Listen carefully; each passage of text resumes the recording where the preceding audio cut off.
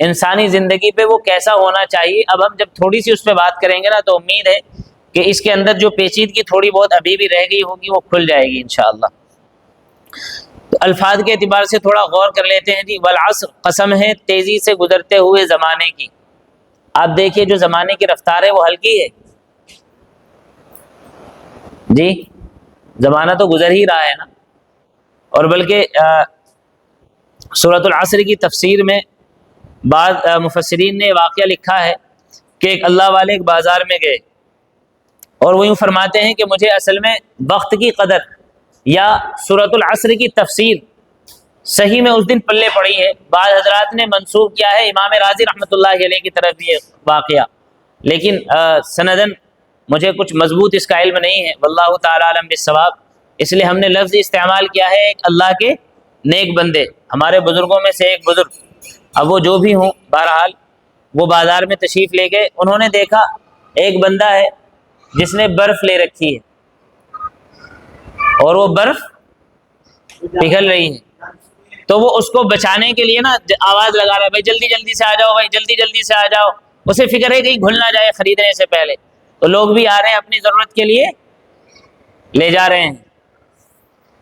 اب برف گھلتی ہوئی رکتی ہے، جتنی ماحول میں گرمائش ہوگی اتنی تیزی کے ساتھ وہ برف گھلتی جائے گی. تصور کرے ذرا بارش ہو جائے،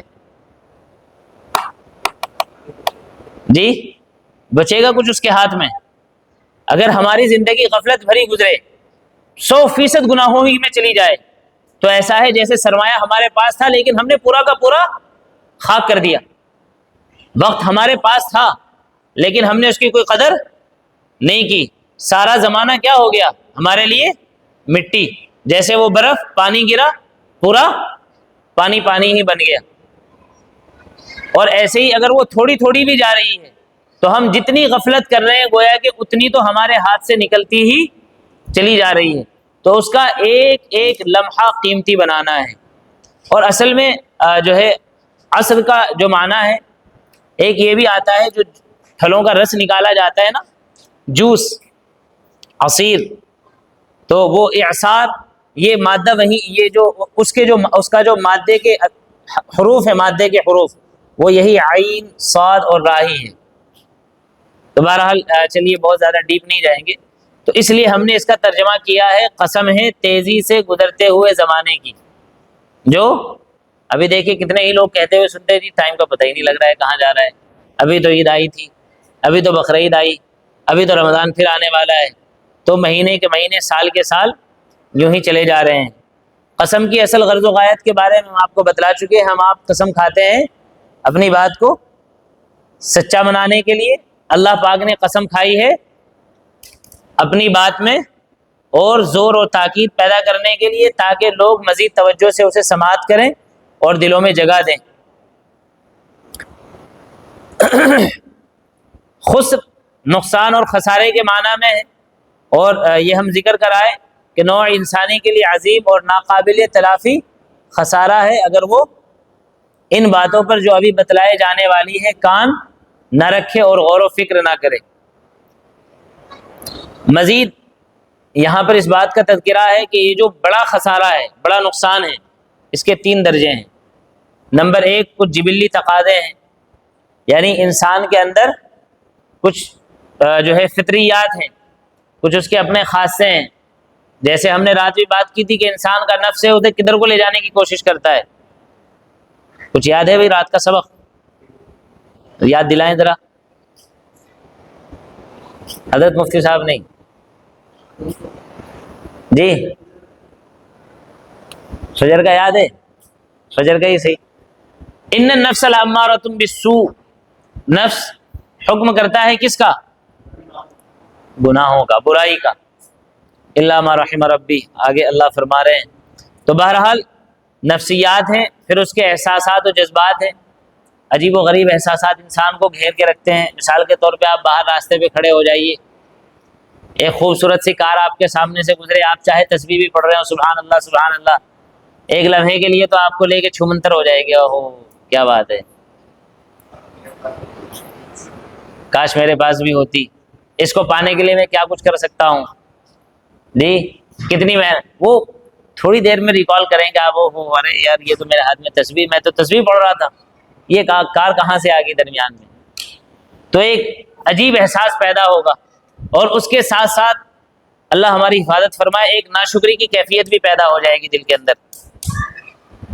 دماغ اگر بہت زیادہ ادھر چلا گیا نا، اور وہ ٹیک اوور کر لیا اس نے آپ کو، آپ کے نفس نے، تو آپ کے پاس جو کچھ ہے آپ اسے بھول جائیں گے، جو نہیں ہے اس کے چکر میں لگ جائیں گے، اور بجائے اللہ کی عطا کردہ نعمتوں پہ شکر کرنے کے ہم کفران نعمت کا شکار ہو جائیں گے. میرے پاس تو یہی نہیں ہے، اس کے اندر بیٹھنے والا تو ایمان والا بھی نہیں ہے، یا اس کے اندر بیٹھنے والا تو نمازی ہی نہیں ہے، میں تو نماز بھی پڑھتا ہوں، وہ تو پتہ نہیں کبھی سجدہ بھی کرتا ہوگا، میں تو تہجد بھی پڑھتا ہوں، اس کے پاس کیوں ہے، میرے پاس ہونی چاہیے. تو اللہ کی تقدیر پہ بھی سوال اٹھنے لگے ہیں. آپ سمجھ رہے چھوٹی چھوٹی چیزوں میں کتنے بڑے بڑے نگیٹو پہلو ہوتے ہیں، اور کتنا بڑا گناہ بن جاتا ہے وہ جب ہم اسے دل میں گھر کرنے کے لیے موقع دے دیتے ہیں. تو بہرحال کچھ احساسات و جذبات ہیں جو انسان کے اندر وقتاً فوقتاً پیدا ہوتے رہتے ہیں. نمبر 3 حساب اخروی ہے. اگر اس کا احساس نہیں رہے گا تو پھر انسان اس عظیم نقصان و خسارے سے نہیں بچ پائے گا. اگر احساس رہے گا انشاءاللہ تعالیٰ پھر اللہ کی توفیق شامل حال ہوگی، اور انسان اس برائی سے، اس نقصان سے بہرحال اپنے آپ کی حفاظت کر لے گا، بچا لے گا.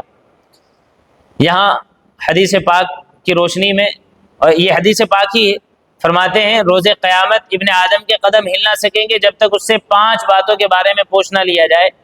زندگی کے بارے میں کہ کہاں لگا دی اس نے، نمبر 1 زندگی کے بارے میں، نمبر 2 اس کی جوانی کے بارے میں، نمبر 3 اس کے مال کے بارے میں، کہاں سے کمایا اور کہاں پہ خرچ کیا، پھر اور علم جو سیکھا تھا اس پہ کیا عمل کیا. مال کہاں سے کمایا، 1 نمبر یہ ہو گیا، کہاں خرچ کیا، اور 5واں نمبر علم جو سیکھا تھا اس پر کتنا عمل کیا. تو دیکھیے اللہ تبارک و تعالیٰ زندگی کے بارے میں پوچھ رہے ہیں، اور اس زندگی کے اندر جو جوانی کا ایک گولڈن پیریڈ ہے انسان کے پاس. ہم تو کیا کہتے ہیں جوانی دیوانی ہے، خوب مزے کرو، بعد میں دیکھیں گے. پھر تو کہاوت بھی مشہور ہوئی، 100 چوہے کھا کے بلی حج کو چلی. اچھا اللہ معاف فرمائے، ہم لوگ یا ہمارے بڑوں کی طرف دیکھتے ہوئے سنورنے کی کب کوشش کرتے ہیں؟ جب کوئی آپشن ہی نہیں رہتا. نیکی کی طرف کب آتے ہیں؟ جب گناہ کرنے کی ہمت ہی نہیں رہتی. کیا ہی کر سکتے، دادا ابا کیا ہی کر سکتے ہیں، زیادہ سے زیادہ بد نظری اللہ معاف فرمائے، اس سے زیادہ کیا کریں گے؟ لڑائی جھگڑا، دادا ابا ہی نہیں رہیں گے. پھر کیا خیال ہے، کسی جوان سے الجھے گا بوڑھا آدمی؟ الجھے گا تو انجام کو پہنچے گا، بھگتے گا اسے. جوانی کے عالم میں انسان کے اندر جوش، جذبہ، طاقت، قوت، ہمت، حوصلہ سب کچھ اللہ عطا فرماتے ہیں. اسی لیے رسول اللہ صلی اللہ علیہ وسلم نے فرمایا اللہ پاک کو جو سب سے محبوب ترین عمل ہے انسان کا، وہ اس گولڈن پیریڈ کا ہے. جوانی کے عالم میں جب ہم موج مستی میں لگے ہوتے ہیں، اللہ پاک کے یہاں سب سے زیادہ قیمتی وقت ہے اگر ہم اپنا درج کرائیں آخرت کے اعتبار سے. تو خاص طور سے نوجوان بھائیوں سے، ساتھیوں سے، چھوٹوں سے، یا ہلکے پھلکے جو عمر میں آگے نکل گئے ہیں ان سے جو بارہا درخواست ہوتی ہے ساتھ بیٹھنے کی، مل جل کے کام کرنے کی، ٹیم ورک کی، اپنے آپ دین سیکھنے کی، اپنے اپنوں کو دین پہنچانے کی کیوں کوشش ہوتی ہے بھائی؟ اصل میں اگر ہم یہاں پہ سنور گئے تو آگے پھر سنوارنی نہیں پڑے گی. پھر جن کا حق ہے ہم ان کا حق ادا کر پائیں گے. پھر ہماری اگر اچھی تعلیم تربیت ہوگی تو چھوٹوں کو اچھی تعلیم تربیت دے پائیں گے. ہمارا اپنا ہی کوئی اسٹینڈرڈ نہیں ہوگا، ہمارا اپنا ہی کوئی معیار نہیں ہوگا، تو ہم جن کو دینا چاہیے تھا ان کا حق بھی نہیں ادا کر پائیں گے، اور اپنا زمانہ، اپنا وقت، اپنی عمر، اپنی جوانی تو تباہ کر ہی آئے ہیں. آگے کے جو سوالات ہیں نا وہ بھی، ان کی جواب دہی بھی بھاری پڑ جائے گی. کہاں گزار کے آئے؟ یوں ہی. کمایا کہاں سے؟ جہاں سے بھی پھنسا، کیونکہ احساس تو کوئی تھا نہیں، نہ کوئی وہ جو گرینڈ اکاؤنٹیبلٹی ہے اللہ رب العالمین کے ہاں، جو بڑا حساب و کتاب کا مرحلہ سامنے آنا ہے، اس کا کوئی ادراک یا تحت الشعور وہ چیز تھی ہی نہیں، ذہن کبھی جاتا ہی نہیں تھا، بس پھنس گیا مال حرام. جیسے کہاوت ہے نا، مال مفت دل بے رحم. آج کل مال حرام دل بے رحم بھی چل رہا ہے. حرام کا جتنا کتنا بھی کہیں سے بھی آئے بس بھر لو، کوئی فکر نہیں رہ گئی ہے. اللہ نے اچھے ہاتھ دیے، اچھے پیر دیے ہیں، اچھا بدن دیا ہے، اچھی ہمت دی ہے، جوانی دی ہے، صلاحیتیں ہیں، اسکلز کو کام نہیں لائیں گے، بیٹھے بٹھائے مل رہا ہے. کتنے ہی آج کل تو واٹس ایپ کا دور ہے نا، وہ میمیں بھی بنی بنی چلتی ہیں. ایک آدمی کار میں بیٹھ کے آ رہا ہے، وہاں کار کھڑی کرنے کے بعد وہ اپنا سوٹ بوٹ چینج کر رہا ہے، بھیک مانگنے کے لیے بیٹھ گیا ہے. ایزی وے ٹو ارن منی، کمائی کا آسان راستہ.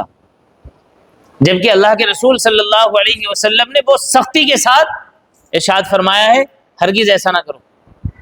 حتیٰ کہ نبی پاک علیہ الصلوۃ والسلام نے تو یہ بھی فرمایا کہ دینے والا ہاتھ بہتر ہے لینے والے ہاتھ سے. تو امتی کو تو دینے والا بننا چاہیے، اللہ یہ کہ کوئی مجبوری ہو تو لینے والا بن جائے.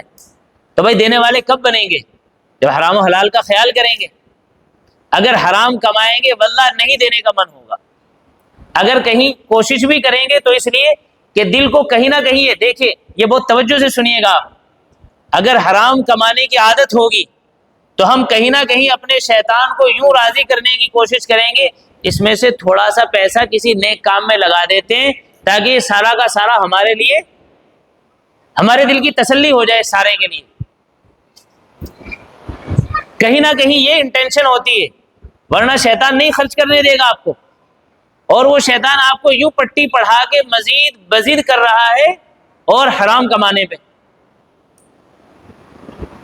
مزید آپ کو ضدی بنا رہا ہے. کیونکہ اگر آپ کو یہ احساس ہو گیا نہیں حرام ہے، میں اس کو اچھے کام میں بھی نہیں دے سکتا، دل پہ چوٹ لگے گی، میں ایسا پیسہ کماؤں وہ میرے لیے حلال بھی ہو، میں اسے کسی اچھے کام میں بھی صرف کروں، مجھے وہاں سے بھی ثواب ملے، تو وہ آپ کے اندر یہ داعیہ پیدا ہونے ہی نہیں دے گا. پڑھے لکھے گا شیطان بھی اتنا ہی پڑھا لکھا ہوتا ہے، سمجھدار کا اتنا سمجھدار ہوتا ہے.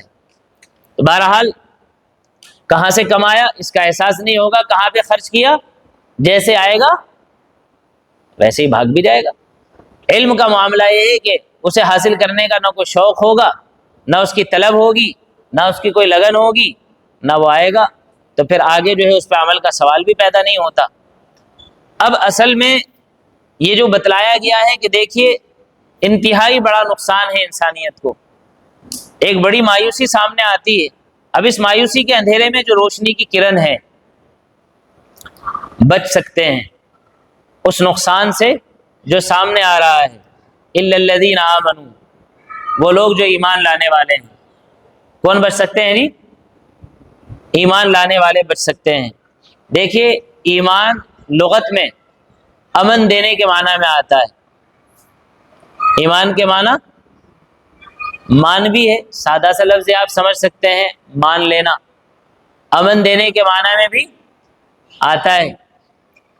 اور اصطلاح میں جو اصطلاحی معنی ہے ایمان کے وہ ہے تصدیق کرنا.